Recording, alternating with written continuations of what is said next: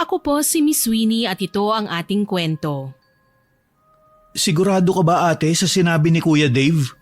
Oo, sigurado ko. Kailan ba siya nag-chat sa'yo? Kahapon pa. Ano ba yan? Ano ba naman kasi ang naisip ni Auntie Emilita at bakit nagtayo ng sugalan sa bahay ni Papa? Hindi ko alam, pero ilang buwan na rin akong naghihinala kay Auntie. Naghihinala? Anong ibig mong sabihin ate? Halos 4 na buwan na tayong walang kinikita sa taniman ni tatay. Ha? Bakit? Ang sabi ni Auntie Emilita na peste raw ang mga tanim. Lahat? Oo. Grabe naman. Bakit hindi pa bombahan ng lason sa peste tapos magtanim ulit? Ay, yun na nga eh. Nagpadala na ako ng pera para dyan, para sa lahat ng kakailanganin para maayos ang taniman. Pero nitong nakaraang linggo lang, nung humihingi na ako ng update kay Auntie, ang sabi niya na napeste na naman daw ang taniman. Ha? Imposible naman yata yan ate. Kung nalagyan naman nila ng pesticide ang mga pananim, bakit pepestehin pa rin? Kaya nga kailangan nating umuwi ngayon eh. Kailangan nating asikasuhin ito. Ay, grabe talaga si tita. Libre na nga siyang pinatira sa bahay. Ganito pa ang gagawin niya sa atin? Dapat talaga hindi na lang natin siya inayaang mag-handle ng ari-arian ni Papa eh. Pinagkatiwalaan ni Papa si Auntie Emilita, kaya pinagkakatiwalaan ko rin siya. Pero bata pa lang tayo. Alam mo naman ate na may pagkamapang-angkin na si Auntie. Naalala mo ba nung buhay pa si Papa? Siya ang pinamanahan nung nawawalang antik lakit ni Lolo. Pero nung nahanap ni Auntie Emilita, inangkin niya na. Kahit anong kuha ni Papa nun, hindi na talaga niya binalik. Maliliit pa tayo nun, Oliver. Alangan naman pagbasehan ko yun. Ate, alam mo naman hindi lang yun ang unang beses na naging mapang-angkin si Auntie. Kung iisa-isahin ko siya, makakarating na lang tayo sa probinsya, hindi pa tayo tapos. Ay, Bakit kasi hindi na lang si Tito Dante ang pinagkatiwalaan mo sa iniwang ari-arian ni Papa eh? alam mo naman ang kalagayan ni Tito, hindi ba? Kaya naman niya yun ate. Kahit pa may kapansanan si Tito, hindi naman siya pabaya. Ay basta, bahala na. Kailangan nating matapos ang problemang ito sa loob lang ng 1 linggo dahil marami akong naiwan na trabaho sa Maynila. 1 linggo lang din ang sem break ate. Hindi ako pwedeng mahuli sa school. Alam mo naman kung gaano kahirap ang college. Hawak ang manibela, hinilot ko ang aking sentido habang nagmamaneho. Iniisip ang posibleng kahahantungan ng pag-uwi namin sa probinsya noong araw na yon. Kilala ko ang aming tiyahin bilang mapang-angkin at matalas ang bunganga. Isang bagay na alam kong hindi ako handa harapin sa mga sandaling yon. Ako nga pala si Jai, 28 taong gulang. Isang photographer sa isang sikat na magazine. Tubong Batangas kami ng kapatid kong si Oliver at lumaki sa isang katamtamang pamumuhay. Ang tatay namin ay karpintero at ang nanay namin ay manikurista. Nang mamatay si Lolo, minana namin ang ilang ektaryang lupa na kalaunan, naging matagumpay na taniman ng gulay hanggang sa lumuwas ako ng Maynila. 1 taon matapos pumanaw si Papa dahil sa hindi malamang sakit, iniwan niya sa amin ang lahat ng ari-arian. Ngunit dahil sa trabaho ko sa Maynila, napilitan akong ipaubaya ang pangangasiwa kay Auntie Emilita. Hindi ko akalaing ang desisyong yon ang magbubukas ng pintuan sa mga karanasang minsan ko nang inakalang hindi totoo at yun ang kwento kong ibabahagi ngayon. Sinasabi ko na nga ba ate? Yan ba ang mukhang pinipeste? Ibig sabihin, nagsisinungaling si Auntie Emilita. Ano pa? Tingnan mo naman itong taniman. Kahit sa ang anggulo, hindi ako nagkakamali. Malulusog lahat ito oh. Diyos ko, ay, binubulsa niya ang lahat ng kita sa gulayan, Oliver. Ano bang nangyayari kay Auntie Emilita? Hindi ko rin alam ate. Basta para sa akin, sobra na to. Huwag na natin palampasin pa. Naiiling, pabagsak kong isinira noon ang pintuan ng kotse. Sumunod ay sandali kong pinagmasdan muli ang malawak na taniman ng gulay at totoong kahit isa sa mga ito, wala naman akong napansing napepeste. Nang kumilos si Oliver para kunin ang ilan naming gamit sa likod ng sasakyan, ganun din ang ginawa ko bago kami naglakad papasok sa makipot na pathway patungo sa hanay ng mga bahay kung saan sa gitna noon matatagpuan ng kulay puti at brown na 2 palapag na bahay na iniwan sa amin ng aming papa. Ngunit nasa daan pa lang kami noon, dinig ko na ang sigawan at tawanan ng mga tao mula sa loob ng aming bakuran.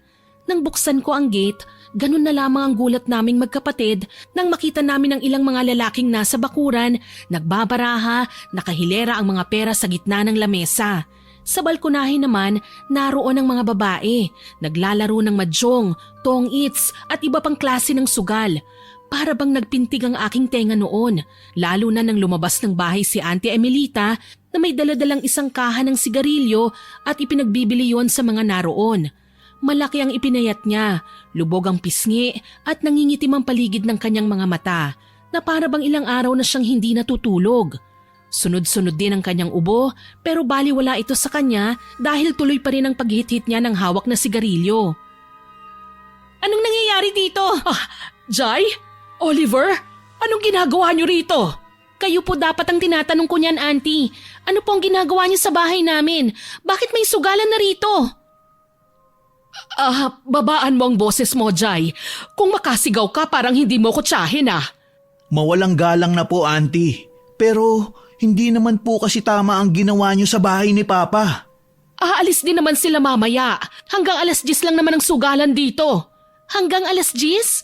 Gusto niyo po bang tumawag na ako ng pulis ngayon dito, Auntie? Hindi ho namin kayo pinatira dito para babuyin niyo ang bahay namin. Tumigil ka, Jai. Huwag mo nga akong sinisigawan dyan. Pasensya na ho, Auntie. Pero umuwi kami rito para sabihin sa inyo na wala kayong karapatang magtayo ng sugalan o kahit ano pang maisipan niyo sa pamamahay namin. Kaya kayong lahat na narito, kung ayaw niyong madamay, umalis na kayo rito ngayon din. Nagbubulungan ng ilan, ang iba naman natitigilan sa sinabi ko. Ngunit nang isa-isa ko silang tignan noon, nang walang kumibo hindi ako nagdalawang isip na kunin ang cellphone ko upang tumawag ng pulis. Dahil doon agad silang nagsitayuan, nagmamadaling kinuha ang kani-kanilang mga pera sa lamesa at lumabas ng bakuran sa aming bahay. Nang makaalis ang lahat, muli kong ibinaling ang tingin ko kay Auntie Emelita.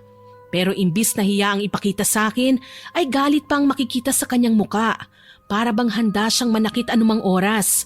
Pero dahil sagad na rin ang pasensya ko noon, hindi ko na ininda ang mga pagbabanta niyang tingin. Nang maglakad siya pagpasok sa bahay, sumunod naman kami ni Oliver. At doon, halos kapusin ako ng hininga sa dami ng kalat sa paligid. May mga balat ng chichirya, mga bote ng alak at soft drinks. Marami rin ang nakakalat na upos ng sigarilyo sa sahig. Malayong malayo ang itsura ng bahay kumpara noong iniwan namin ito sa kanyang pangangalaga. Magpasalamat ka at hindi ako nakainom ngayon. Kung nagkataon, baka nasampal pa kita sa harap ng mga kumari ko sa kabastusan mo. Auntie Emelita, hindi ko po gustong mambastos, pero sobra na po ang ginagawa niyo. Anong sobra? Kini-question mo ang pagtatayo ko ng sugalan dito? Bakit? Hindi naman kayo naiistorbo, hindi ba? Kung sinabi niyo sanang uuwi kayo ngayon, edi sana isinara ko munang sugalan ngayong araw. Auntie, hindi ho yun ang punto namin.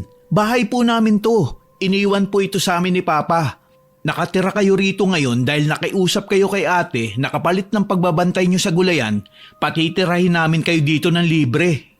Nako, alam ko na yan. Nag-iinarti ka na naman, Jai. Bakit? Naguguluhan ka sa bahay? O bakit hindi ka nalang kubuhan ng katulong para araw-araw na maglinis dito?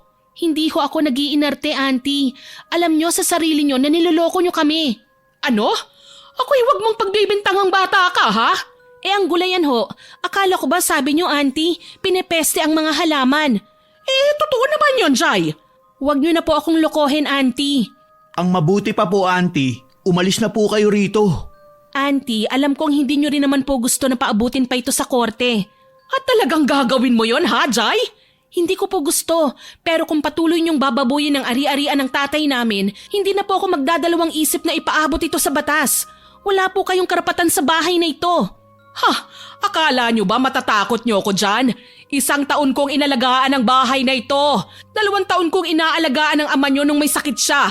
Ako rin ang nangangalaga ng mga taniman, kaya akin na to. May karapatan ako sa ari-ariang ito dahil kumpara sa inyo, mas malaki ang pagod ko rito. Auntie, bayad po kayo sa lahat ng pagod nyo. Kahit noong inaalagaan nyo si Papa, usa nyo pong sinabi na kayo nang gagawa para hindi na kami magbayad ng ibang tao. Kahit ang pag-alaga nyo ngayon sa lupain at sa bahay, bayad din po yun. Kahit nga po hindi nyo binibigay sa akin ang kita sa gulayan, nagpapadala pa rin po ako ng pampasahod sa inyo Kaya hindi po ako nagbibiro. Auntie, tatawagan ko ng abogado namin kung hindi kayo kusang aalis ngayon din. Tumawag ka! Hindi ako natatakot sa inyo dahil alam kong may karapatan ako rito. Akin na ang pamamahay na ito. Kaya kayong dalawa, kayo ang umalis. Malakas ang pagkakasara ng pinto ng kwarto na umalingaw-ngaw noon sa buong bahay. Napahinga na lamang ng malalim si Oliver nang ibaba niya ang gamit sa sahig at kusang damputin ng mga kalat. Sa labis na inis, pinili ko namang lumabas ng bahay para magsindi ng sigarilyo habang tinatype sa telepono ko ang numero ng aming abogado. Ilang ring lang naman ang nagawa bago niya yun sinagot. Matapos kong ipaliwanag ang aming sitwasyon, siniguro niya sa akin na walang laban si Auntie kahit ilang taon niyang pinangangalagaan ang bahay at ang taniman. Lalo pat marami ang makakapagsabi ng ginawa niyang paglalapastangan sa bahay kaya lalo siyang walang maipaglalaban sa korte. Ngunit sa kasamaang palad, nasa ibang bansa noon ang abogado namin at 4 na araw pa bago siya makabalik. Kumusta ate? Nakausap mo na ba si Atty. Castro? Oo, pero nasa ibang bansa pa siya eh. Pag uwi niya rito, agad naman daw siyang dito didiretso. Ibig sabihin, wala tayong choice ngayon kundi tiisin pa si Auntie dito. Mas mabuti kung kusa na lang siyang aalis. Hindi ko rin naman gusto ang iskandalo eh. Lalo na atsahin pa natin siya. Pero palagay mo ba naman ate, aalis si Auntie ng kusa? Hay, ewan ko. Basta susubukan ko ulit siyang kausapin bukas. Alam ko, medyo hindi rin magandang simula ko kanina. May rason naman kung bakit ka nagalit ate. Alam ko, pero tama naman siya eh. Tsahin natin siya. Nakatatanda siya kumpara sa atin at kailangan pa rin natin siyang igalang.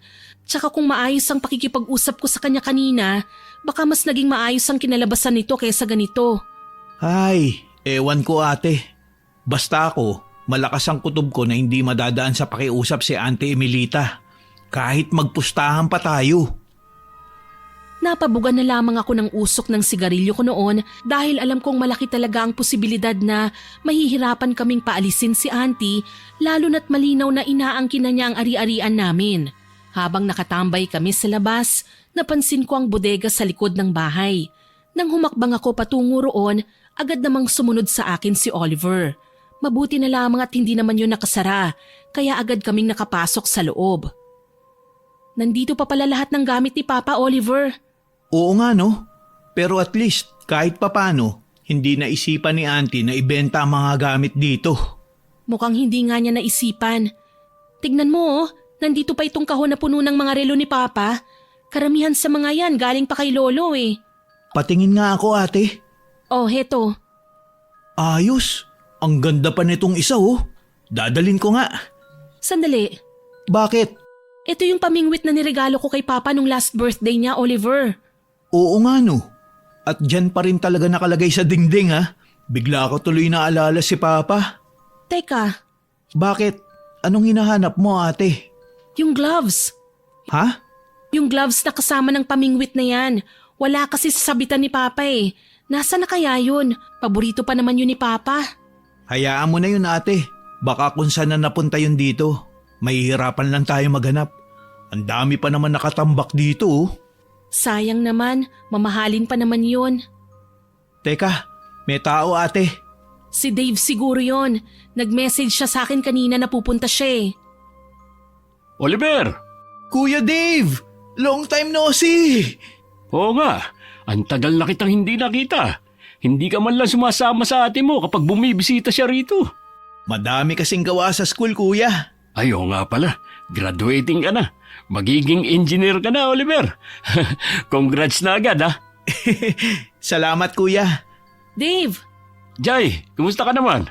ayos lang. Eh ikaw, si Tito Dante. Ayos lang kami. Nga pala, hindi ka namin nadalaw nung namatay ang mama mo ha. Saktong malaking client kasi ang hawak ko noon eh. Tapos nung nagkaroon ako ng tsansa na makauwi, namatay naman si Papa. Kaya hindi na kita nakamusta. Ano ka ba? Naiintindihan ko naman eh. At saka okay naman ang internet. Nagkakausap din tayo para kahit papano magdamayan. Oo nga eh, sobrang busy na rin kasi.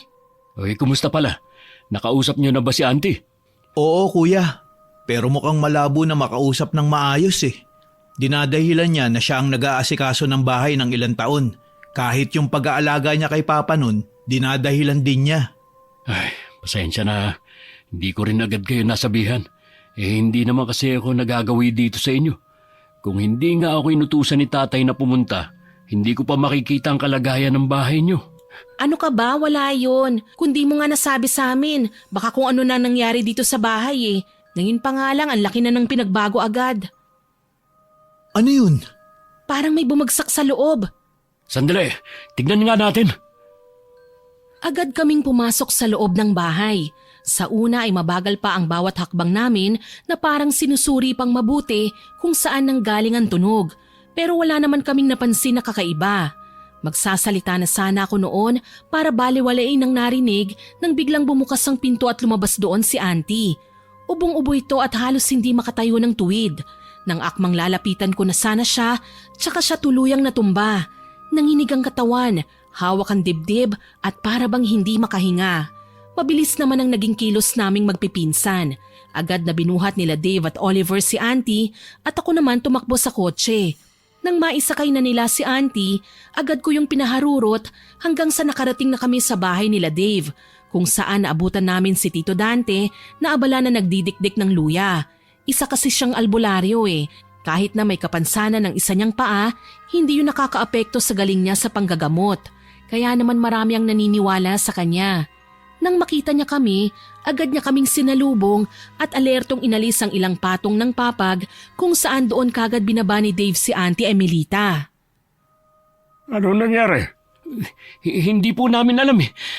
Bigla na lang siyang natumba kanina tapos hindi makahinga. Tito, namumutla na po ang bibig ni Auntie. Anong gagawin natin? Huminahon kayo. Hayaan niyo akong gamutin ko muna siya. Mabilis ang naging pangyayari. Ni hindi man lang kami nakapagkumustahan dahil agad na nailapatan ni Tito Dante si Auntie ng mga gamit at ritual. Kumuhas siya ng insenso at nagsindi ng apoy habang kami naman tahimik na pinanonood lamang kung paano niya binubulungan ng usok mula sa palayok na may baga at dinurog na insenso. Sa una para bang wala ng pag-asang itsura ni Auntie. Namumutla na ang labi niya at paulit-ulit niyang tinatapik ang dibdib na para bang nakakatulong yon para makakuha siya ng hangin. Ngunit nang hawakan na siya ni Tito, kahit papano ay huminto ang pagkabalisa niya. Bumalik na ang ritmo ng paghinga niya hanggang sa nakatulog na sa pagod.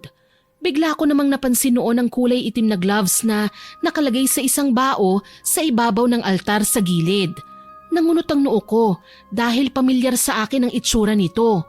Ngunit hahakbang na sana ako papalapit nang biglang nagsalita si Tito Dante na siyang nagbaling ng atensyon ko sa ibang bagay. Mabuti na lang at nadala niyo siya rito ng mas maagap. Ano po ba nangyari kay Auntie, Tito? Ay, sa totoo lang, hindi ko rin alam, Oliver. Pero base sa katawan niya, kulang siya sa pahinga. Mas malala ang kalagayan niya ngayon kesa noong isang araw na pumunta siya rito. Ho? Pumunta po rito si Auntie noon? Ganyan din ang reaksyon ko noon, Jay. Alam naman kasi natin si Auntie. Parang allergic na allergic siya dito sa bahay namin. Bakit naman naisipang pumunta rito ni Auntie? Hindi ko alam. Pero dinig ko na tinanong niya si tatay kung may gamot daw sa kulam. Ha? Kulam? Oo eh. Hindi ko rin siya maintindihan noon. Ang gulo rin kasi niyang kausap. Parang natatakot siya o nagpapanik, ganun. Basta ang tanda ko, ang sabi niya kay tatay, kailangan daw niya ng tulong dahil may kumukulam daw sa kanya. Ano? Sigurado ka ba dyan, Dave? Huwag kayong mag-alala, Jay at Oliver. Hindi ko naman nadadama sa kanya ang kulam. Siguro ay may sakit siya na hindi kayang abutin ng isang albularyong katulad ko. Ang dapat siguro ay magpatingin na siya sa doktor. Pero tay, may sinabi pa nga siya noon, di ba? Ano, kuya? Sabi niya, nangyari na daw yon kay Tito Henry. Kaya yun din daw ang mangyayari sa kanya. Kay Papa? Anong ibig niyang sabihin? Hindi ako sigurado eh. Pero base sa pagkakaintindi ko, parang sinasabi niyang kinulam si Tito Henry kaya namatay. At siya naman ang kinukulam ngayon. Ano? Jay, iya, huminahon ka. Hindi nakulam ang papa ninyo. Noong magkasakit siya, bago siya lumapit sa mga espesyalista, ay sa akin muna siya nagpagamot. Gaya ni Ate Emelita, hindi ko naman naramdaman sa kanya ang presensya ng kulam. Pero ano bang nangyayari kay Auntie Emelita? Bakit pati pagkamatay ni Papa, kung ano-ano ang sinasabi niya? Lahat na lang ba talaga gusto niyang pakialaman? Ay, alam niyo naman ang auntie niyo kung ano-ano ang ginagawa sa buhay niya. Hayaan niyo. At kapag nagising na siya, susubukan ko siyang kausapin para payuhang magpagamot sa doktor. Salamat po, Tito. Pasensya na rin po kayo Nabigla yata po namin kayo kanina. Naku, ano ba naman kayo? Wala yun. Sanay naman ako sa ganyang eksena ng mga pasyente ko palagi Oo nga pala, kumusta ang pag-uusap niyo tungkol sa pagpapatayo ni Ate Emelita ng sugalan? Heto ho, ginigiit talaga ni Auntie na may karapatan siya sa ari-arian ni Papa. Ay, sana lang po talaga matapos na itong problema namin ng maayos. Huwag na sanang umabot pa sa korte. Malabo ninyong mapaalis si Ate Emelita dyan kung dadaanin niyo lang sa pakiusap. Kilala ko ang kapatid kong yan. Hindi siya madadala sa maayos na usapan. Kapag ginusto niya, ginusto niya. Kaya kung hindi niyo pilit na palalayasin siya ron, malabo pa sa sabaw ng pusit na magkusa siyang umalis. Mukha nga po, Tito Nga po pala, may alam po ba kayo kung bakit kailangan ni Auntie ng pera? Anong ibig mong sabihin? Ilang buwan na rin po kasi niyang sinasabi sa akin na napeste raw ang gulayan, kaya walang kita. Ano? Napakalulusog naman ng mga pananim ninyo Isa kasi sa mga nag-aani doon ay itong kapitbahay ko. Kaya naibabalita niya sa akin ang kalagayan ng taniman. Yun na nga po, Tito Mukhang ilang buwan na kaming niloloko ni Auntie para mabulsa niya lahat ng kita. Ay, alam ko naman na masama ang ugali ni Auntie. Pero hindi ko akalaing kaya niyang magnakaw ng pera sa inyo. Hindi ko nga po alam kung saan niya dinadalang mga nakuha niyang pera May sahod naman siya buwan-buwan. Libre rin ang pagtira niya sa bahay. Kaya hindi ko po alam kung bakit niya nagagawa yun sa amin. Nako, masyado na talagang namimihasa yang si Ate Emelita. Kahit na noon pa man, sadyang mapang-angkin na ang ugali niya. Anong plano niyo ngayon? Hinihintay ko lang po ang pag-uwi ni Atty. Castro. Nasa ibang bansa pa po kasi siya 4 na araw pa bago siya bumalik. Mabuti naman kung ganun. Kina Dave na muna kami nagpalipas ng gabi ng araw na yon. Ngunit kinabukasan, nagising kaming wala na sa papag na kinahihigaan niya si Auntie Emelita. Dahil doon, agad kong ginising si Oliver at Dave. Hindi na nga kami halos nakapagpaalam ng maayos kay Tito Dante sa pagmamadali naming makabalik sa bahay. Hindi naman kalayuan ang bahay nila Dave sa amin, ngunit isang barangay rin ang lalampasan. Nang makarating kami sa pinaparadahang sasakyan sa labas ng pathway, agad akong nagtaka nang makita ko ang mga lalaking may bitbit na mga gamit at kinakarga yon sa nakaparadang truck sa mismong tapat ng pathway. Nang makilala ko ang mga gamit na yon, agad kaming lumabas na 3. Hinarang ko ang isa at sinubukang kausapin, pero sinungitan lamang ako nito at pinaalis sa daanan. Hinila naman ako kagad ni Dave at Oliver. Nakipagsiksikan kami sa mga dumadaan hanggang sa marating namin ang bahay kung saan naabutan namin si Auntie Emelita na nakatayo sa harapan, may hinihit-hit na sigarilyo at nakapamewang na tumingin sa amin. Ano pong nangyayari dito? Bakit dinadala nilang mga gamit sa bahay? Sayang lang naman ang mga gamit na yan Wala namang nakikinabang kaya ibinebenta ko na. Ano? Anong karapatan nyo na magdesisyon para sa mga gamit na ito Kasama ito sa mga ari-arian namin. Ate, kahit yung mga laman ng bodega kinuha nila. Jay, wala na rin kayong natirang gamit sa loob ng bahay. Puntahan nyo ang truck at sabihin nyo, hindi ko binibenta ang kahit na ano sa mga gamit dito. Sige. Huli na kayo. Bayad na ang lahat ng gamit dito noong isang araw pa. Nandito lang sila ngayon para pick upin ng mga gamit. Anong sinabi nyo? Talaga bang gusto nyo akong tuluyan ng mawala ng galang sa inyo, Auntie? Sadya namang balasubas ang ugali ninyong magkapatid. Kasi sobra na ho kayo. Lahat ng gamit dito kami ni Oliver na ang may karapatan. Nakikitira lang kayo. Grabe naman ang kakapalan ng mukha nyo, Auntie. Wala na ho ba talaga kayong kahihiyan? Wag na wag mo kung pagsasalitaan ng ganyan, Jai. Hindi mo alam ang hirap ko sa pamilyang ito. Anong pinagsasasabi nyo, Auntie? Lahat naman ang ginawa nyo bayad Kailan ba kayo nagkawang gawa? Alam nyo kayong magkapatid, wala kayong utang na loob. Noong iniwan kayo ng nanay nyo, ako ang tumulong kay Henry para palakihin kayo. Tapos ngayon kung bastusin nyo ko, akala nyo kung sino kayong nakakaangat? Kayo ang makakapalang muka. Auntie, alam nyo namang hindi yun totoo. Si Papa ang nagpalaki sa amin. Oo, binabayaran ka niya para ihatid kami sa school o kung ano paman. Pero hindi ho yung dahilan para angkinin niyo na lahat ng mga gamit dito sa bahay. Bakit ba galit na galit kayo? Pinababayaan nyo rin naman ang mga gamit na yun dito. Wala namang may kailangan dahil parati naman kayong wala. Yung mga nasa bodega na yun, basura na lahat yun. Mabuti nga napakinabangan eh. Ako ho ang magdidesisyon kung ano ang gagawin ko sa mga gamit namin, hindi kayo. Dahil uulitin ko, wala kayong karapatan sa pamamahay na ito. At sasabihin ko rin sa'yo ha, lahat ng nandito ay sa akin na. Ako ang kapatid ni Henry. Pinagkatiwalaan niya akong pangalagaan ito nang may sakit siya, kaya sa akin ito. Pinagkatiwala nga niya sa inyo dahil nasa Maynila kami noon at may trabaho.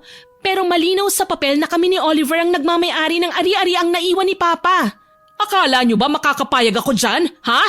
Mawalang galang na ho, Auntie. Pero pumayag man kayo o hindi, si Jai at Oliver ho ang may-ari ng lahat ng ito. Kaya mabuti pa kung hindi nyo mapapabalik ang mga gamit dito, ibigay nyo na lang sa kanila ang pera. At bakit ko naman gagawin yon? Dahil hindi ho natin gusto ng gulo, Auntie. Kung magmamatigas kayo, mas lalo lang kayong mapapaya dito. Dahil parating na po ang abogado namin. Hindi nyo naman siguro gusto na pwersahan pa kayong mapaalis sa bahay namin, di ba? Talagang mga anak kayo ng demonyita nyong ina. Basta, kahit anong sabihin nyo, kahit dalhin nyo pa yung abogado nyong yan, hindi ako aalis dito dahil akin ang bahay na ito. Hilot ko ang sentido ko sa pangyayari. Kahit sunod-sunod ang pag-ubo ni Auntie sa harapan namin, ni isa sa amin ay walang lumapit para alalayan siya. Alam kong pare-pareho kaming may sama ng loob kay Auntie Emelita, pero nang mapansin kong bigla ang pag-ubo niya na may kasamang dugo, agad akong tumayo ng tuwid. Humakbang ako palapit sa kanya, pero agad namang pinahid ni Auntie ang kamay sa likod ng kanyang bestidang suot. Ano ho bang nangyayari sa inyo? May sakit po ba kayo, Auntie? Ano naman ang pakialam nyo, ha?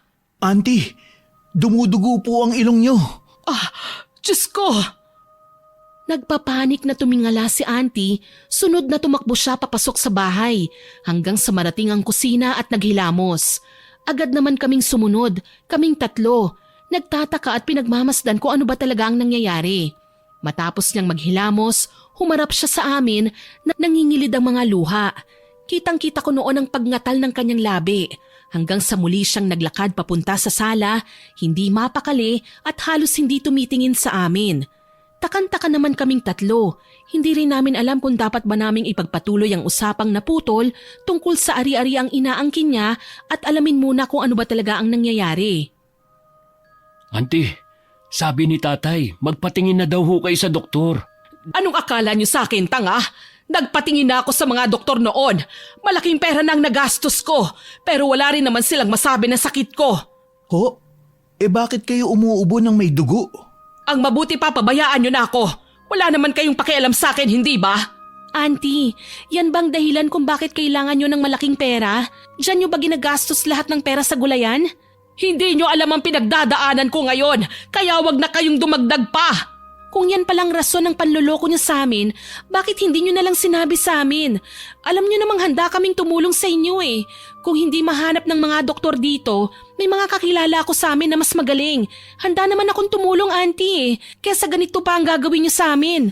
Hindi niyo ako naiintindihan. Ano ho ang hindi namin naiintindihan? Wala, iwan niyo na muna ako. Hindi ho kami aalis dito.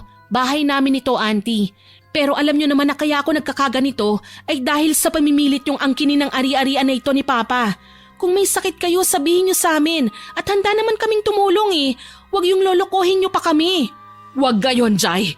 Umalis na kayo. Bakit ba lagi niyo kaming pinagtatabuyan sa sarili naming pamamahay? Dahil akin ang bahay na ito. Akin ang lahat ng ito. Auntie, dumudugo na naman ang ilong nyo. Uminahon ho tayo. Pag-usapan natin to ng maayos. Dadalhin na ho namin kayo sa ospital. Hindi, wag na. Wag niyo na akong dadalhin sa ospital. Hindi niyo naiintindihan ang nangyayari ngayon. Hindi niyo naiintindihan. Oh, Auntie, dahan-dahan lang ho. Baka matumba na naman kayo. Bitiwan niyo ako! Bitiwan niyo ako! Hindi kayo makakatulong sa akin, kaya umalis na kayo rito. Sandali, bakit may mga kandila? Bakit may manika? Anong gagawin niyo sa akin? Ha? Anong kandila, Auntie?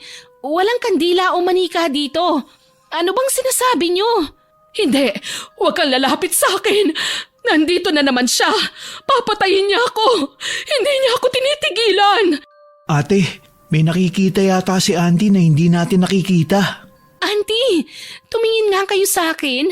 Walang kahit na ano rito, okay? Kami lang po ito.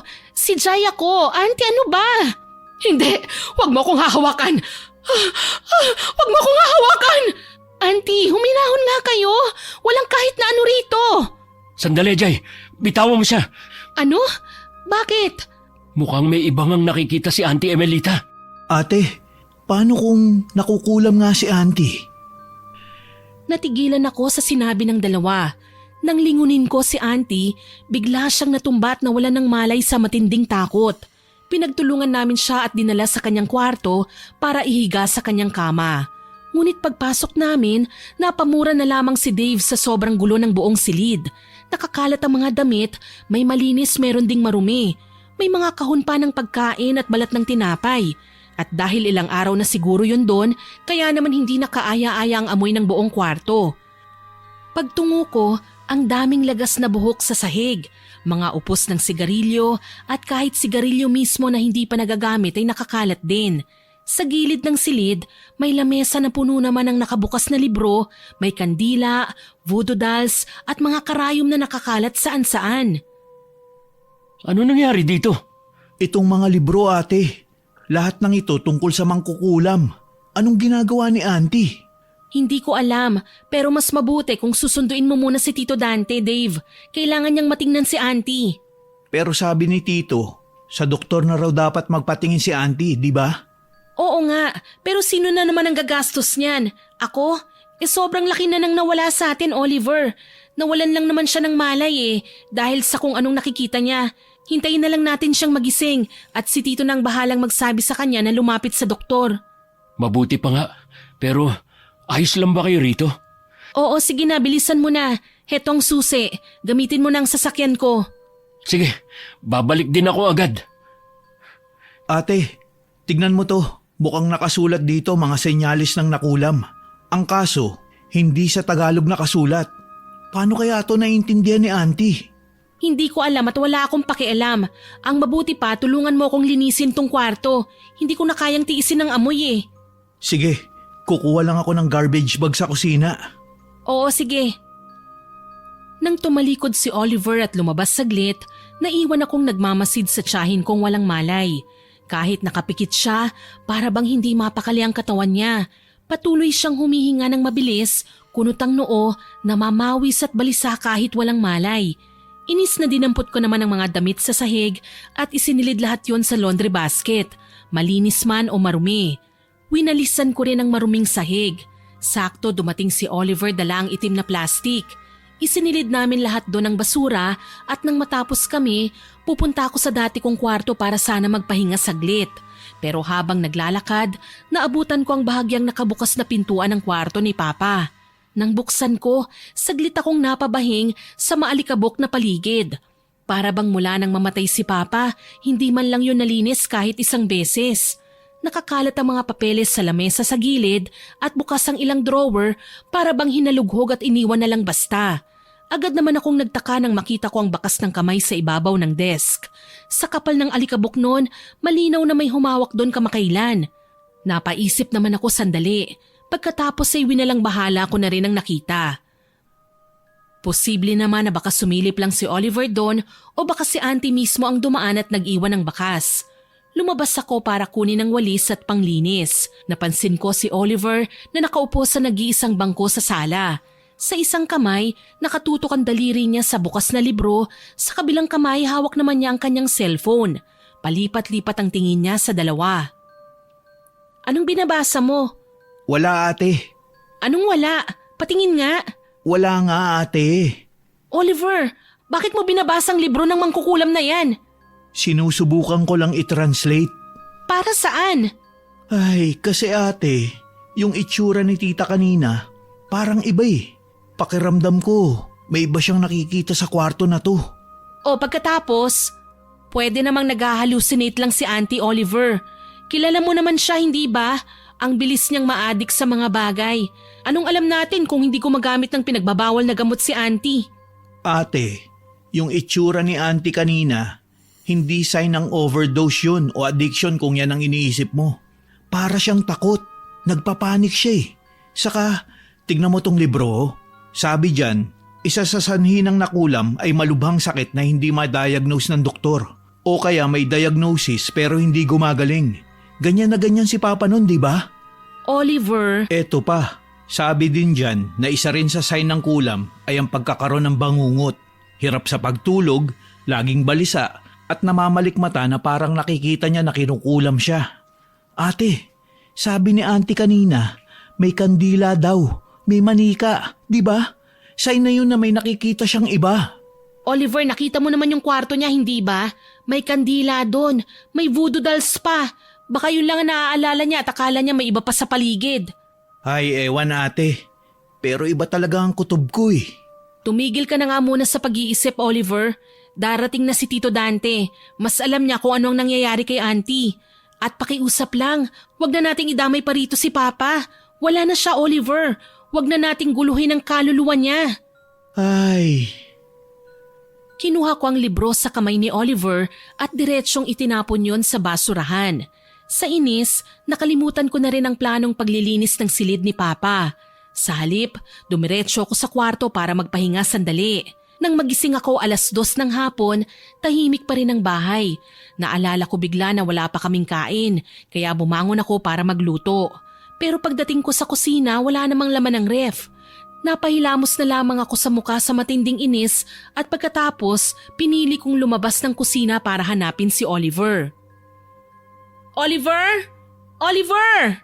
nandito ako sa labas ate. Anong ginagawa mo rito? Oh Dave, nandito ka na pala. Nasaan si Tito Dante? Hindi ko alam, Jay eh. Anong hindi mo alam? Pagdating ko sa bahay kanina, wala siya. Hinanap ko na kung saan pero hindi ko talaga alam kung saan siya nagpunta. Sa mga kumpare ni Tito, kuya, nasubukan mo ba? Oo, pero wala talaga siya. Saan naman pupunta yun si Tito? Hindi ko nga rin alam eh. Ay, hindi ko tuloy maiwasang hindi mag-alala. Halika, sa loob na muna tayo mag-usap, Kuya Dave. Kayo na muna, akin ang susi, Dave. Bibili muna ako ng makakain natin. Eto, Si Auntie! Auntie Emilita? bakit wala siya rito sa kwarto? Hindi ko alam. Nandito lang naman siya kanina bago ako matulog eh. Nandyan lang siya kanina. Wala pa ring malay nung lumabas ako ng bahay para kausapin ka, Kuya Dave. Auntie Emelita? Sandali, baka naman nasa kusina. Auntie? Papatayin ko kayo! Ay naku, shit! Jay, umiwas ka! Gulat na napaurong ako nang biglang tumakbo si auntie mula sa kusina, hawak ang kutsilyo. Kamuntik na akong matamaan noon kung hindi ako kagad nahila ni Dave palayo. Nang makaiwas kami, muling humarap sa amin si Auntie Emilita. Galit ang mga mata niya, nangangatalang pa nga sa pagpigil ng iyak. Paulit-ulit ang tingin niya habang mahigpit niyang hinahawakan ng kutsilyo na nakatutok sa amin. Sa totoo lang biglang sumiklab ang takot sa dibdib ko noon. Hindi ko alam kung totoo bang nakulam siya o kung ano, pero malinaw na wala siya sa tamang pag-iisip. Ilang beses niyang iwinasiwas ang patalim, sinubukan kaming saktan. Pero salamat na lamang at nakahanap ng pagkakataon si Dave, mabilis niyang sinipa ang kamay ni Auntie at tumalsik ang kutsilyo sa ilalim ng lababo. Halos habulin pa nga ito ni Auntie pero napigilan na ito ni Dave. Auntie, ano bang nangyayari sa inyo? Gusto niyo ba kaming patayin? Kayo ang gustong pumatay sa akin. Pinagtatanggol ko lang ang sarili ko. Anong? Kayo nga itong may hawak ng kutsilyo at sasaksakin kami. Dahil alam kong kayo ang may kagagawa nito sa akin. Anong pinagsasasabi niyo? Huwag na kayong magkunwari pa. Ikaw Jai, alam kong malaki ang galit mo sa akin. Alam kong gusto mo na akong mawala, kaya ipinakulam mo ko para masolo niyo ang ari-ariang ito. Auntie, sa amin ho ang ari-arian na ito. Hindi namin kailangang makipag-agawan sa inyo dahil amin ito ng kapatid ko. Pero dahil paulit-ulit niyong inaangkin, oo, totoo na problema kayo, Auntie. Pero hindi ho ako masamang tao para pagbintangan niyo ako ng ganyan. At saka anong alam ko sa kulam-kulam na yan, ni hindi ko nga ho alam kung totoo ba yan eh. Hindi ka naniniwala, Jai? At alam nyo, mas mabuti kung umamin na lang kayo, Auntie. Nagdadrugs ho ba kayo? Hindi. Bakit hindi kayo naniniwala sa akin? Bakit walang naniniwala sa akin? Hindi ako adik. Totoo ang sinasabi ko. Nangyari na ito noon sa tatay nyo, Jai. Ay, heto na naman tayo. Bakit niyo ho ba sinasabi na nakulam si Papa? Dahil totoo ang sinasabi ko. Nakulam siya. Kahit si Henry alam niyang nakulam siya. Hindi niyo lang siya nakita noon. Pero sobrang paghihirap ng ama niyo. Auntie, bakit naman ho kukulamin si Papa? Kumpara ho sa inyo, mabait ho siya, walang kaaway. Hindi ko alam, pero sigurado ko, nakulam siya. At ngayon ako naman ang susunod. Hindi makapaniwala akong napatitig sa aking tiyahin. Umiiyak pa rin siya noon. Hindi alam ang gagawin, minsan ay napapasabunot sa sarili o di kaya naman hahawak sa dibdib. Bigla ko ring napansin ang libro sa basurahan sa gilid niya. Agad ko yung nilapitan. Kinuha ko muli ang libro at pabagsak na nilapag yon sa mesa ng kusina. Napalingon si Auntie sa akin noon. Taka niyang pinagmasdan ako tsaka ang libro. Kung totoo man ang mangkukulam na sinasabi niyo, Auntie, hindi ba't kayo yon? Tignan niyo nga ang sarili niyo. Tignan niyo kung anong klaseng libro ang nakita namin sa kwarto niyo. Ano, pinagpupuyatan niyo ba ito gabi-gabi? Oo, dahil kailangan. O ayan, bakit kami ang pagbibintangan yung mangkukulam? Kayo nga ang nag-aaral yata ng mga ganyang bagay eh. Hindi nga ako mangkukulam. Sana nga, dahil kung oo, baka maniwala po kung kinulam si Papa. At ikaw mismo ang gumawa nun sa kanya para lang maangkin nyo ang lahat ng maiiwan niya oras na mamatay siya. Hindi totoo yan. Wala akong ginagawang masama kay Henry. Itong ari-arian na ito, galing ito sa mga magulang namin. At dahil wala na si Henry, ako na lang ang natitirang anak na pwedeng mag-alaga nito. Pero may mga anak ho si Papa. Kami yun, Auntie. At sa amin niya iniwan ang ari-arian niya. Sandali. Auntie, hindi ba't may lupain din naman kayo? Ganito rin kalaki yun kung hindi ako nagkakamali. Ano? May lupain kayo, Auntie? Tapos inaangkin niyo pa rin itong kay Papa? Hindi, wala akong lupain. Hindi totoo yan, Auntie. Ang alam ko talaga, hinati ni Lolo ang lupain niya sa dalawa. Yung isa kay Tito Henry at yung isa naman sa inyo, Auntie Emelita. Naikwento na sa akin yan ni Tatay. Kung ganun pala, nasan ang lupain niyo, Auntie? Wala na akong lupain. Bakit? Nasaan? Natalo ko yun sa sugal. Ibinenta ko ang lupa ko. Pero matagal ng panahon yun. At alam yun ng mga kapatid ko. Hindi niyo ko pwedeng kagalitan dahil lang doon. Hindi nga ho. Pero kung nawala ang ari-arian niyo sa kapabayaan niyo, Auntie, bakit kailangan niyo pang sirain ang ari-ari ang inilagaan ni Papa? Wala akong sinisira. Sinasabi ko lang na panganay ako. Kapatid ko si Henry. At kumpara sa inyo, mas alam ko kung paano patakbuhin ang negosyo niya. Kaya akong mas may karapatan dito. Nababaliw na ho kayo. Siguro nga, Jai. Pero kung nababaliw na ako at ikaw ang may kagagawan, sisiguraduhin kong magsisisi ka. Wala nga akong kinalaman dyan, sabi. Ano bang hindi niyo maintindihan, ha? Sinungaling! Auntie, wala hong kinalaman si ate dyan. At kung sinasabi niyo na nakulam si Papa, bakit naman namin kukulamin ang sarili naming ama? Hindi ko alam. Hindi naman kayo mabubuting anak eh. Kaya hindi na ako magtataka. Na kaya niyo nga siyang iwan kahit na malubha ang sakit niya eh. At pinagsisisihan ko po yun. Pero hindi ibig sabihin niya na masasama kaming anak. Hindi. Malamang pinatay niyo ang ama niyo para makuha ang ari-arian niya. At ngayon, dahil nandito ako, dahil alam niyong akin ang bahay at lupaing iniwan ni Henry, kaya papatayin niyo rin ako. Bakit mo ko sinampal? Walang iya ka talagang bata ka? Tama na! Ilang beses na akong sumubok na daanin kayo sa pakiusap, Auntie. Pero pati ba naman ngayon, yan pa rin ang bukang bibig niyo? Hindi ko alam kung sadyang hindi kayo nakakaunawa sa katotohanan na sa amin ni Oliver nakapangalan ang lahat ng ari-arian ni Papa. At dahil ginagalit niyo ako, sasampahan ko na kayo ng kaso. Hindi ko nahihintayin pa si attorney. Ngayon din, tatawag na ako ng pulis. Impakta ka talaga, Jai. Hindi ako magtataka na kaya mong mangulam ng kapamilya. Hindi nga ako mangkukulam. Kayo ang mangkukulam. Baliw! Ate, tama na. Hindi, pikon na ako sa inyo, Auntie. Tignan na lang natin kung saan naaabot ang pagmamatigas niyong yan. Kuyomang kamao at nanlilisik ang mga mata ni Auntie Emelita sa akin noon. At bago ko pa maalerto ang sarili ko, Lumipad na ang mga gamit sa kusina. Kung ano man ang mahawakan niya ay agad niyang hinahagi sa amin, bagay na lalo ko namang ikinainis. Pero nang gaganti na sana ako sa pambabato niya, bigla itong natigilan. Napatingin siya sa amin ng gulat, takot ang mukha niya at bumalik ang panginginig ng labi. Umurong siya ng ilang hakbang at malakas na napaiyak nang makatapak sa isang bubog sa sahig. Kami namang tatlo hindi malaman kung ano ang gagawin. Nakatingin na lamang ako kay auntie noon na may pagtataka habang si Dave at Oliver naman humakbang papalapit sa kanya. Pero lalo lamang siyang natakot hanggang sa tuluyan na siyang umiyak, nadulas at bumagsak ang katawan sa sahig. Pagkatapos nawalan muli ng malay, agad akong lumapit at ganun na lang ang kilabot ko nang makitang dugong umaagos sa kanyang ulo. Grabe! Dave, buhatin niyo siya! Ihahanda ko ng sasakyan! Bilisan niyo! Agad na kumilos ang dalawa.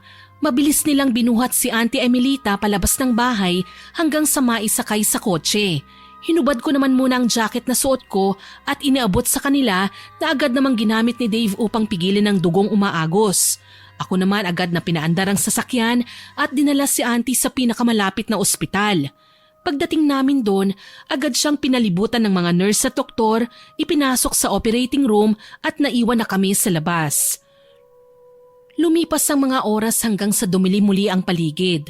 Ngunit sinabi sa amin ng doktor na malakas lamang ang impact ng pagkakabagsak niya at wala namang ibang injury, kaya wala kaming dapat alalahanin.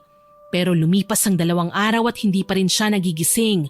Wala ring masabi ang doktor sa amin kung ano ang problema dahil normal naman daw ang lahat. Hanggang sa dumating ang araw ng linggo, kagagaling ko lang sa simbahan nang ibalita ni Oliver sa akin na gising na si Auntie. Auntie? Jai? Kumusta na ho ang pakiramdam niyo? 2 araw na ho kasi kayong walang malay, auntie. Baka naninibago lang ho ang katawan nyo. Hindi ko alam. Hindi na nawawala ang pakiramdam kong ganito. Kailangan niyong maniwala sa akin, Jai. Totoo ang sinasabi ko. Auntie, kagigising niyo lang. Yan na naman ang bukang bibig niyo. Totoo nga ang sinasabi ko. Nakulam ang tatay niyo. Hindi lang niya pinaalam sa inyo dahil alam niyang uuwi kayong dalawa. Mapapabayaan niyo ang trabaho at pag-aaral niyo. Kung totoo po yan, auntie, sino naman ang gagawa niyan sa inyo at kay Papa? Hindi ko alam pero posibleng may lihim na galit sa aming dalawa. Kung talagang pareho kayong desidido ni Papa sa kulam nga yan, bakit hindi kayo lumapit kay Tito Dante?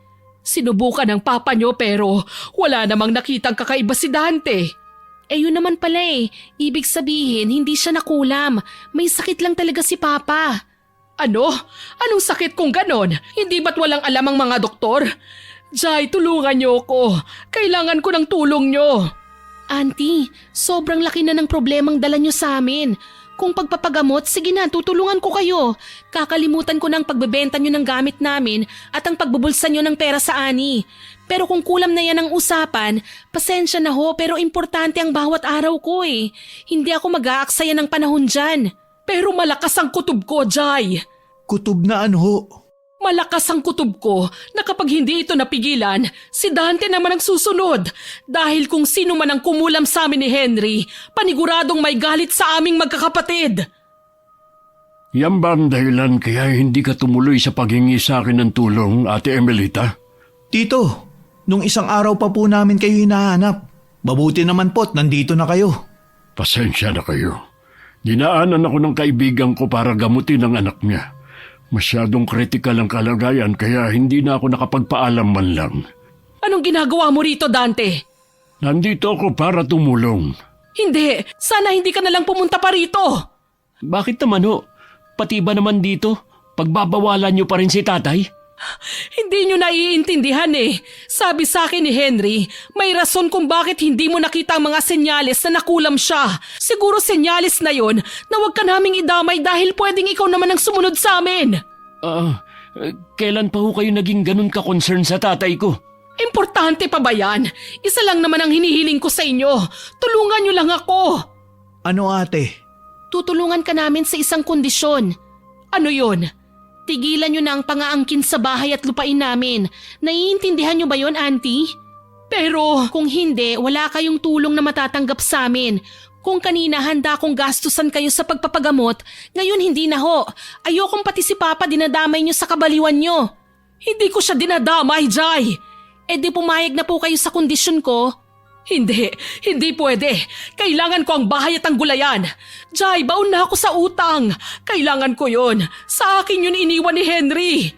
Walang iniwan sa inyo si Papa. Ngayon kung hindi pa rin kayo nakakaintindi, hintayin nyo na lang si attorney. Bukas nang dating niya kaya siya nang magpapaliwanag sa inyo ng lahat. Ganyan ka ba kasama, Jai? Manang-mana ka sa nanay mo. Auntie, tama na ho yan. Bakit? Totoo naman ah. Kagaya mo, Jai, impacta rin ang ina mo. Pare-pareho kayong walang pagmamahal sa pamilya nyo. Wag niyo hong ikukumpara ako sa kanya. Bakit? Masakit ba? May trabaho ka naman. Si Oliver magiging engineer na. Bakit ba pinipilit niyo pang bawiin ang ari-arian ni Henry sa akin? Sinabi na nga, ako ang nagmamay-ari nun, hindi kayo. Jai, tama na. Baka mapagalitan tayo dito ng doktor. Ako pa talaga? Eto na naman sila. Napapaligiran na naman ako ng mga itim na kandila. Ano bang ginagawa niyo sa akin? Emelita, humilahon ka. Hindi, papatayin niyo ako. Isa sa inyo ang papatay sa akin. Layuan niyo ako. Hindi na maganda to. Lalo lang dumadami ang dugong kasama ng sinusuka niya. Tatawag na ako ng doktor. Hindi, ilabas niyo ako rito. Mamamatay lang ako rito. Pikon akong lumabas ng ospital noon. Agad namang sumunod sa akin si Dave at nang makasalubong namin si Oliver na kasama ang mga nurse at doktor, agad siyang sumama sa akin. Habang naglalakad kami palabas ng ospital, hindi ko lubos maisip ang sinabi niya. Totoo naman na wala ako noong mga panahong nahihirapan si Papa eh. Pero hindi ko kailanman matatanggap na katulad ako ni Mama. Hindi ako pabaya. Alam ko yon sa sarili ko. Nang makarating kami sa baba, agad kaming pumasok sa isang kainan sandali. Tahimik lamang kaming kumakain doon nang biglang magsalita si Oliver. Bakit ka umalis sa ospital, ate? Hindi ka ba naniniwala kay auntie? Oo nga, Jai. Iniisip mo ba na arte lang yun ni Auntie Emelita? Ano bang sinasabi niyo? Kilala ko talaga si Auntie. Iba ang kaartehan niya sa maraming bagay, pero hindi yun magsasakit-sakitan. Yun pala eh. Bakit hindi ka naniwala sa sinasabi niyang nakulam siya? Ate, walang findings ang doktor. Eto na oh. Eto mismo yung mga senyales na nabasa ko sa libro ni auntie. Ewan, pero naisip ko kung totoo nga ang sinasabi ni Auntie na nakulam si Papa, sino naman ba ang gagawa nun? Teka, bakit hindi natin alamin kung sinong posibleng gumawa nun sa kanya? Paano naman natin gagawin yun, kuya? Pwede tayong magsimula sa bahay niyo. Baka may clue o kahit sino na makakapagsabi sa atin kung may naging kaaway siya noon. Sandali, may naalala ko. Ano ate? Yung kwarto ni Papa. Nung pinasok ko yun nung isang araw, sobrang gulo. Nakakalat lahat ng papeles, kahit yung mga drawer bukas. Para bang... May pumasok sa kwarto ni Papa at may hinahanap? Ganun na nga, hindi ko lang masyadong pinansin nung una, pero ngayon ko lang naisip na hindi kay Auntie Emelita ang bakas ng kamay na nakita ko ron. Eh kanino pala? Hindi ko pa alam, pero imposibleng kay Auntie dahil maliit masyado ang kamay niya. Yung nakita ko sa kwarto malaki, parang kamay ng lalaki. Ang mabuti pa, bumalik na muna tayo dun sa inyo. Agad na tumango kaming magkapatid kay Dave at doon nag-drive kagad kami mula sa ospital hanggang sa bahay. Nang makapasok kami sa loob, agad kaming dumiretso sa kwarto ni Papa. Pagdating namin doon, wala pa ring nagbago sa paligid. Nandun pa rin ang lahat ng nakita ko noong unang araw. Maliban na lamang sa mas magulo na ito. Hindi naman namin ininda pa yon. Agad kaming naglibot sa loob ng silid. Inisa-isa ko ang mga papeles na nakakalat sa lamesa. Si Dave naman, sinubukan pang itaas ang kama habang si Oliver naman binubuksan ng mga folders sa ibang cabinet. Tumagal kami doon ng ilang oras, ngunit wala namang ibang importanteng makakapagsabi kung may kaaway si Papa man lang. Ang mga papel na nandun, puro tungkol sa negosyo. Wala namang importante dito na kahit ano eh. Wala rin dito eh, puro resibo lang to. Ikaw Kuya Dave, ano ba yung mga nakita mo sa ilalim ng kama? Dave, uy, may problema ba? Bakit hindi ka makasagot? Patingin nga ako niyan kuya. Ano bang meron? Anak ng tokwa. Mukhang ito na nga ang hinahanap natin ate. Patingin. Titulo ito ng lupa, hindi ba? Titulo ito ng lupa na binigay ni Lolo kay Papa. Oo ate, at tignan mo, ang last will and testament ni Lolo. Malinaw na nakalagay dyan na oras na tanggihan ni Papa o mawala siya, ay kay Auntie Emilita mapupunta ang ari-arian. Ano? Ate, kaya pala malakas ang loob ni Auntie na sabihin kanya ang ari-arian ni Papa dahil alam niyang may pinangahawakan siyang ganito. Pero may last will din si Papa na tayong pinag-iwanan niya ng lahat ng ari-arian niya. Alam ko, pero ate, ang ibig sabihin lang nito ay may laban nga si Auntie sa korte. Kaya pala kahit anong kondisyon, ayaw niyang mawala sa kanyang ari-arian ni Papa. Hindi lang yan ang problema natin ate. Dahil kung alam niya ni Auntie, may dahilan siya para patayin si Papa. Sandali, sinasabi niyo ba na si Auntie Emilita ang posibleng kumulam kay Tito Henry? Oo kuya, malamang noong nawala sa kanya ang ari-arian niya at nabaon siya sa utang, ito na naging plano niyang gawin. Yun ay ang mawala si Papa para mapunta sa kanya ang lupain. Ay, kaya pala nakiusap siya sa akin noon. Nahayaan ko siyang i-handle ang lupain. May binabalak na pala siya laban sa atin, laban sa will ni Papa. Maaaring kaya hindi maipaliwanag sa atin ni Auntie kung para saan yung mga nakita nating libro at voodoo doll sa kwarto niya. Dahil ang totoo, siya pala ang kumukulam kay Papa. Teka, kung tama ang naiisip niyo, bakit naman kahit si Auntie ngayon kinukulam na rin? Imposible naman siguro na kinukulam niya ang sarili niya, di ba? May punto ka, Dave. Pero paano kung nagkukunwari lang pala siya? Tama, kaya siguro hindi makita ni Tito Dante ang sakit nila Papa dahil kontrolado ni Auntie ang lahat. Halika kayo, bumalik na tayo sa ospital. Dali-dali kaming sumakay ng sasakyan noon pabalik sa ospital. Pagdating namin sa room ni Auntie Emilita, wala na siya roon. Maging si Tito Dante ay wala na rin. Kita ko naman ang kaba sa mukha ni Dave kaya kaagad kaming bumalik sa nurse's station para magtanong. Pero maging sila, hindi nila masabi kung nasaan na si Auntie. Sa halip, na-stranded pa kami roon dahil kinailangan kong asikasuhin ang discharge ni Auntie. Sama-sama kaming tatlo, hindi mapakali hanggang sa magring ang cellphone ko at bumungad doon si attorney. Agad ko naman yung sinagot at sinabi ko ang nalaman namin tungkol sa will ni Lolo. Baka sa boses niya noon ang biglang pag-aalala kahit na sinabi pa niyang may laban kami. Nang matapos ang mga inasikaso sa ospital, lumabas kami doon nang hindi alam kung anong susunod na gagawin. Tanda ko pa ang paulit-ulit na paghinga ng malalim ni Dave sa loob ng sasakyan namin. Nang huminto kami sa harap ng kanilang bahay, wala rin doon si Tito Dante. Nasaan si Tito? Hindi ko alam eh. Lagi ba siyang ganito, Kuya Dave? Hindi. Kung ganun, bakit laging wala ngayon si Tito? Sandali, buo pa ba yung bodega na ginawa nila Papa nung bata pa tayo? Alin ate, yung gawaan nila ni Tito Dante ng mga kawayang bangko? Yun na nga. Sa loob ng gubat na ito yun, di ba? Oo, pero hindi ko alam kung buo pa yun ngayon. Subukan nating puntahan. Nagmamadaling tumakbo kami noon. Palibhasa, magdidilim na kaya binuhay na rin namin ang cellphone para magsilbing flashlight. Habang tinatahak namin ang masukal na daan, natanaw rin namin sa wakas ang bodega. Gawa ito sa pinagtagpi-tagping yero at tabla. Dati doon lamang namin nahahanap si Papa at Tito Dante tuwing nawawala ang mga ito. Isa kasi sa kanilang hobby ang gumawa ng furniture. Ngunit sa puntong ito, abandonado na ang buong bodega. Masukal ang paligid at kinakalawang ng mga yero. Pero dahil madilim na, natigilan ako nang mapansin ang ilaw mula sa loob. Agad akong sumenya sa dalawa para tumigil na sa pagtakbo at dahan-dahan na lang humakbang. Nang makalapit na kami, tsaka ko sinilip ang butas ng pader at doon ako natigilan sa gulat. Tay! Ay, Dave! Anong ginagawa niyo kay Auntie? Umalis ako sa aking pwesto at agad na tumapak sa pinto ang bukas. Doon ko pinagmasdan ang loob. Maraming itim na kandila ang nakaikot sa sahig at sa gitna nun nakaupo si Auntie Emilita sa isang kahoy na bangko, nakagapos, umiiyak, ngunit may busal sa bibig. Sa harap niya nakalatag ang telang itim at sa ibabaw nito ay nakapatong ang 3 bao. Isa ay may lamang buhok, isa naman pinutol na kuko at ang isa ay larawan ni Auntie. Sa unahan nito, nakaupo naman si Tito Dante. Hindi ko alam kung anong sasabihin ko noon. Hindi ko maintindihan ang iniisip ko. Para bang biglang bumagal ang utak ko at hindi ko maintindihan kung anong nangyayari. Tito Dante, kayo ho ang kumukulam kay Auntie Emilita? Pero hindi ko maintindihan. Ikaw, Auntie, nag-aaral ng pangungulam? Paano?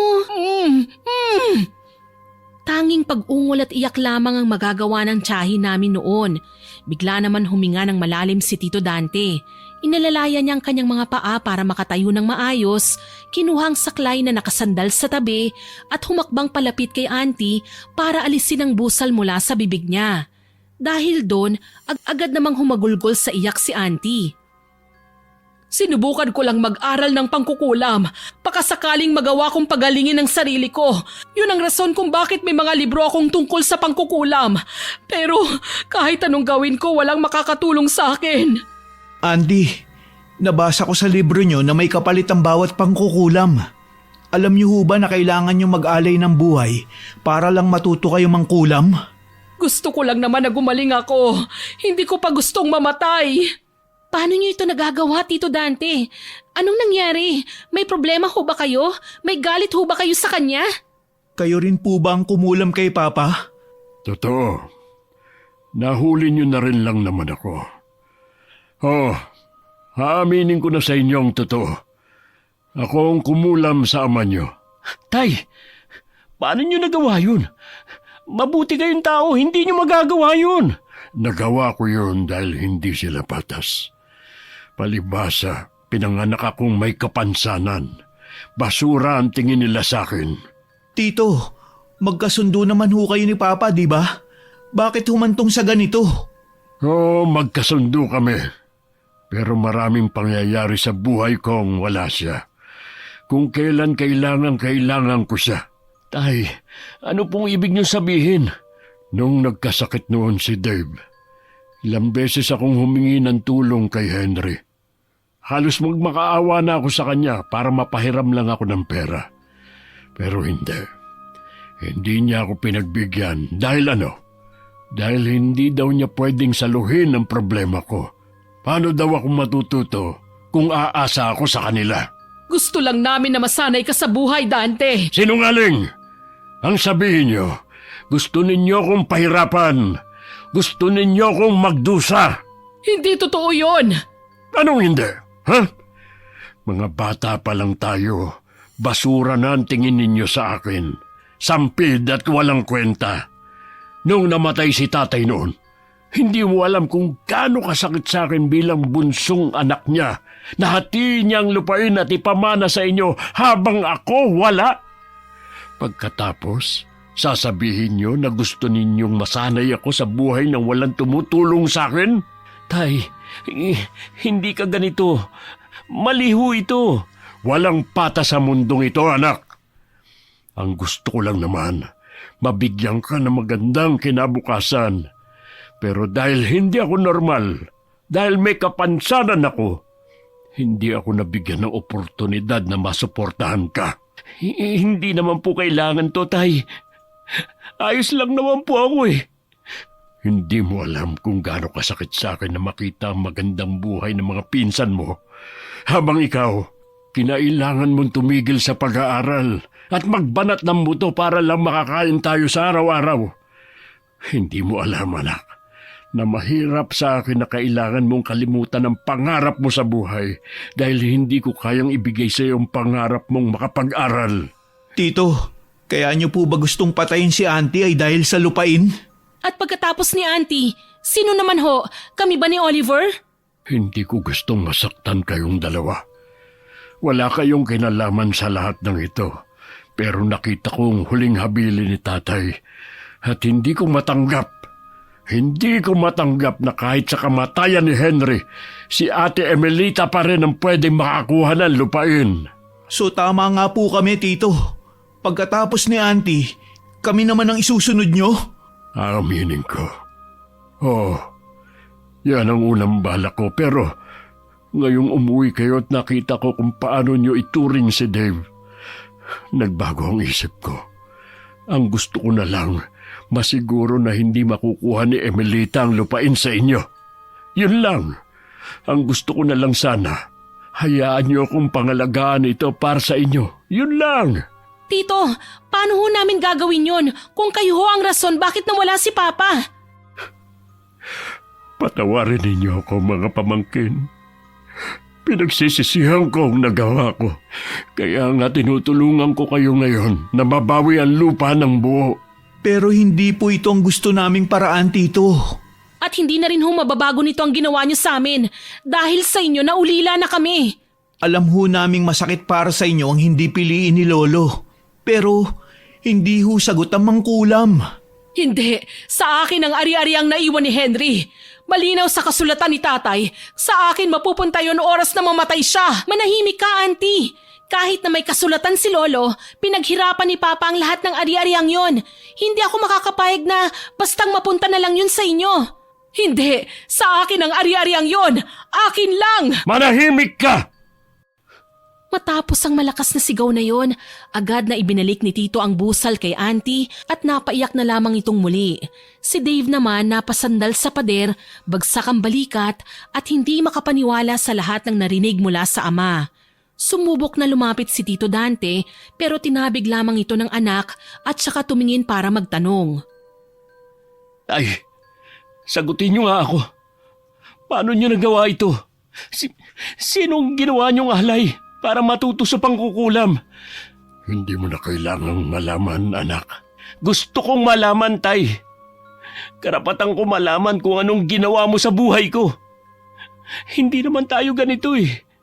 Kahit na mahirap tayo, mabuti tayo, di ba? Bakit mo nagawa ito? Anak, Tay, ayaw kong isipin na may kinalaman kayo sa pagkabatay ni Nanay. Na kayo ang dahilan kung bakit isang araw hindi na lang siya nagising. Pakiusap, sabihin niyo sa akin na hindi kayo may gawa nun. anak. Iiwan na tayo ng mama mo noon. Hindi. Iiwan niya tayo at sasama na siya sa lalaki niya. Hindi ko kaya, anak. Patawad. Nanguna ang galit ko at alam ko yun. Pero para sa ikabubuti mo rin naman, yun ang ginawa ko. Nang mawala siya, hindi mo na kami nakikita nag-aaway pa, hindi ba? Anak, unawain mo ko. Alam mong ikaw lang ang uunahin ko sa lahat ng bagay. Sana hindi na lang, Tay. Hindi ko gustong maging dahilan kung bakit naging masama ang sarili kong ama. Tito, alam kong galit kayo sa nangyari. Naiintindihan ko ang nararamdaman nyo. Patawad ho kung kailangan yung maranasan ang lahat ng yan. Pero hindi pa huhuli ang lahat. At habang may pagkakataon pa, subukan nyo pong ayusin ito, Tito. Anong gusto mong gawin ko, Jay? Pagalingin si Emelita? Hindi na mababagong ugali niya kahit ano pang gawin ninyo. Pilit na aagawin niya sa inyong lupa. Alam ko po yon at hindi naman ako basta susuko na lang. Handa ho akong lumaban. Pero gusto ko po ay patas na paraan. Kaya Tito, pakiusap lang. Huwag niyong gawin ito. Sandaling natigilan noon si Tito Dante. Humarap siya sa nakaupo at walang malay na si Auntie Emelita. Nang humakbang siya palapit dito, inalis ang busal ng kanyang bibig, malakas na nagmura si Auntie.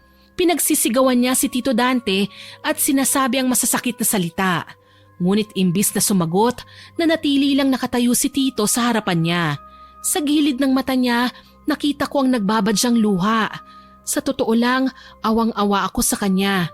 Iniisip ko pa lang ang pakiramdam na mabaliwala dahil ipinanganak kang may karamdaman. Napakasakit nun.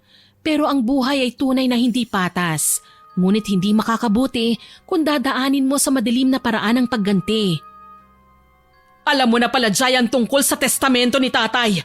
Alam mo, akin ang lupaing yon kaya kayong lumayas. Auntie, sukdulan talaga ang pagiging makasarili nyo, no? Nakagapos na nga kayo, yan pa rin ang bukang bibig nyo. Dahil hindi ako makakapayag na mapa sa kamay nyo ang ari-arian ni Tatay.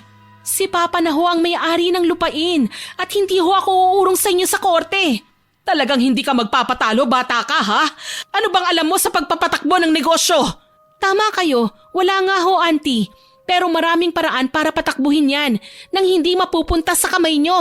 Alam naman natin kung anong kahahantungan nito. Oras na mapunta sa inyo ang lupain. Malamang matapos niyong ubusin ng pera para sa pananim, ibebenta niyo ang lupa at wawaldasin ang lahat sa sugal. At kayo ha? Anong gagawin niyo? Ipapaubaya niyo kay Dante? Sa taong pumatay sa sarili niyong ama? Ang tanga-tanga niyo! Talagang sa huli, wala kayong kwentang mga anak. Auntie, kilala ho namin ang sarili namin. Kung may walang kwentang anak man dito, kayo yon. Panganay kayo, pero kaya niyong tiisin ang mga nakababata niyong kapatid. Isa pa, wag na ho kayong bumalik sa bahay. Dahil kung may laban kayo sa lupa, alam niyong wala ho sa bahay. Si Papa nagpatayo nun mismo. Galit na galit pa rin nagsisisigaw si Auntie Emilita noon. Ngunit sa halip na patulan pa, mas minabuti kong lumabas na ng bodega. Ramdam kong wala nang saysayang manatili pa ron eh. Isinama namin si Dave at iniwan sa loob sina Auntie Emilita at Tito Dante. Habang naglalakad kaming tatlo palayo, walang sumubok na basagin ang katahimikan. Ang tanging naririnig ko lamang noon ay ang tunog ng aming mga paa sa lupa at ang pagkadurog ng mga tuyong dahon. Hindi ko naman napigilan ang sarili kong lumingon sandali. Doon ko nakita kung paano dahan-dahang pinakawala ni Tito Dante si Auntie Emilita. Ngunit kahit wala na ang tali sa kanyang mga kamay, nanatili siyang nakaupo sa kanyang pwesto para bang nawala ito bigla ng lakas. Pareho silang napaiyak. Wala mang nagsasalita, ngunit sa sandaling yon, malinaw sa akin na hindi nila inakala na ang galit, inggit at sama ng loob na matagal nilang kinikimkim ay hahantong sa ganitong klasing pagkasira, hindi lang sa kanila kundi pati sa buhay ng ibang tao.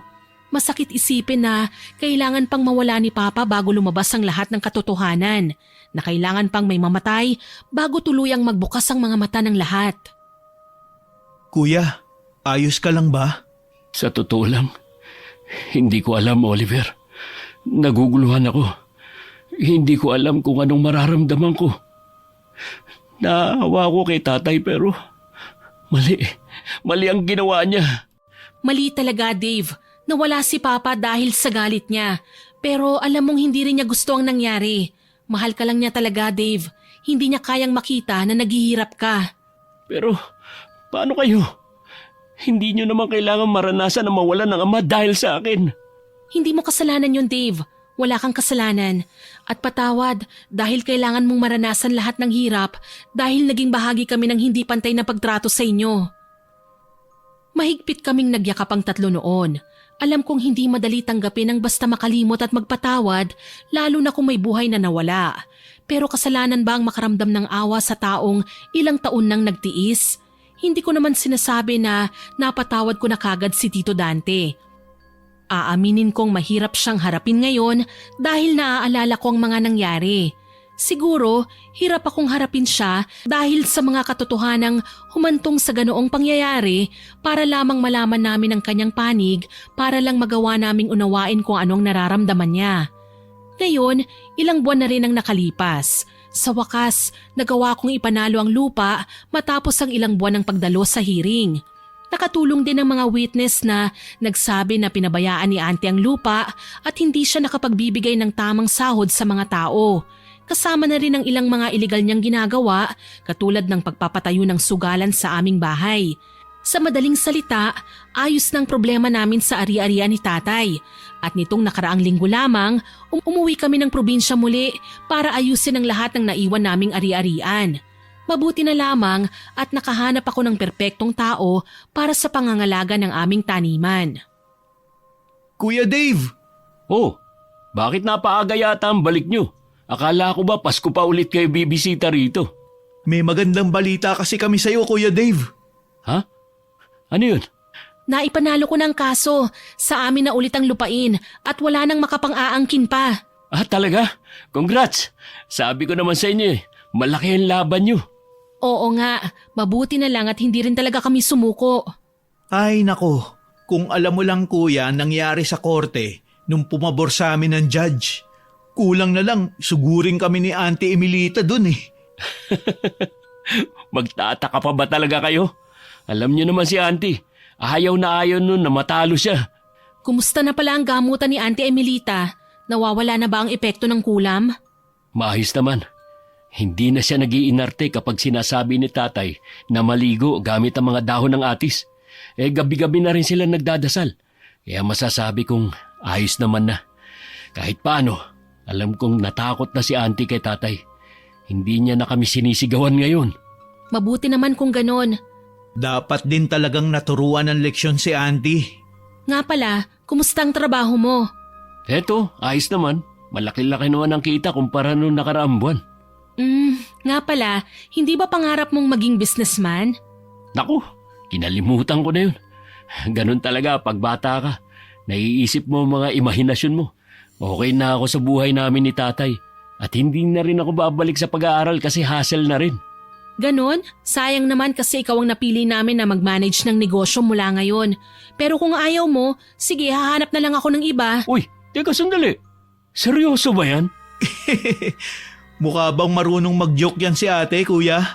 Sandali, teka. Bakit ako? Kasi may tiwala kami sa'yo.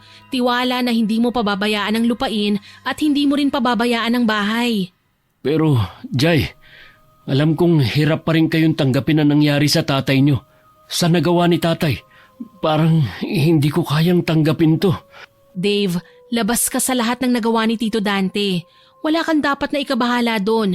Labas tayo doon. At ito ang samahan natin at alam kong hindi tayo tutulad sa kanila. Hanggat kaya natin, pantay-pantay tayo. Salamat. Ngumiti ako kay Dave noon at marahang tinapik ang balikat niya. Sa totoo lang, pakiramdam ko, yun ang isa sa mga pinakamagandang desisyon na nagawa ko sa buong buhay ko. Hindi dahil nanalo kami sa kaso, kundi dahil pinili kong magtiwala, hindi lang sa aking sarili, kundi sa ibang tao rin. Marami akong natutunan sa mga nangyari. Natutunan kong hindi lahat ng problema kailangan tapatan ng galit at hindi lahat ng pagkakamali kailangan gantihan. Minsan, ang kailangan mo lang ay lakas ng loob para ipaglaban ang tama at tiyaga para hintayin ang tamang resulta. Natutunan ko ring tanggapin na may mga bagay talagang masakit, may mga taong nagkakamali at may mga sitwasyong hindi kailanman nagiging patas. Ngayon, habang nagtatapos ang kwento namin, gusto kong ipaalam sa inyo na kahit gaano kabigat ang pinagdadaanan namin, may paraan pa rin para maayos ang lahat. Hindi man agad, hindi man perpekto, pero posible. Lalo na kung tapat ka sa sarili mo at hindi ka sumusuko. Maraming salamat sa pakikinig at sana'y may napulot kayong aral sa kwentong ito. Sana po ay nagustuhan niyo ang aking ibinahaging kwento. Pero bago ko po tapusin ito, hindi ito makokompleto nang walang shoutout sa masusugid nating listeners. Shoutout po kay Camille Endrenal at sa anak niyang si Chloe Cassandra Endrenal, kay Sanwoo, kay Lurisa Bibat at sa amo niyang babae. Salamat po ma'am sa pakikinig niyo ng amo niyo. Hindi rin nga po pala ako DJ. Nagsimula po ako bilang voice artist. Hello din po kay Bella Milyara at sa anak niya na pareho pong magba-birthday ngayong March 5 and 6. Advance happy birthday po, pati na rin po sa Milyara family, happy listening po. Shoutout din po kay Jeneline Cabuenos from Tacloban, kay Hersley Mirais from Rizal, kay Jeng Jeng Corpus, kay Hadigya Matalam, welcome back po sa pakikinig ma'am after Ramadan. Hello din po kay Mikey De Guzman at kay Charing Kim at Amy ng Vegan City, kay Ruth Francisco at sa Francisco family from Aklan, kay Alma Sembrano, kay Virginia Gonzalez at kay Topper Pronco from Cebu City, kay Cecil Vlog, kay Resilin Punan, kay Maria Lai Gallego, shoutout din po kay Laika Samiliano at sa pamilya Samiliano, kay Trixie Ann Montoya, kay Jennifer Lopez at sa Muhammad Iteri, kay Ruby from Israel, kay Erica Batarlo at sa Batarlo family from Batangas, kay Laika Dacula na birthday po ngayong February 26, pati na rin po kay Joelito Tolentino at kay Ma'am Erlinda Lancetes, happy birthday po sa inyong tatlo. Hello din po kay Marisa Palana from Macau, kay Maribeth Balisi, kay Jem at sa Castro family, kay Chris Villanueva, kay Adrian Bahado at Ronald Belsa Bahado, sa Gamboa family sa San Miguel, Bulacan, kay Chel Siason at kay Angel Angeles, kay Lerma Sotelo at kay Nelma from Santa Maria, Isabela. Maraming salamat po sa lahat ng nakinig at ng komento. Abangan niyo pa po sana ang susunod kong upload ha, at huwag kalilimutan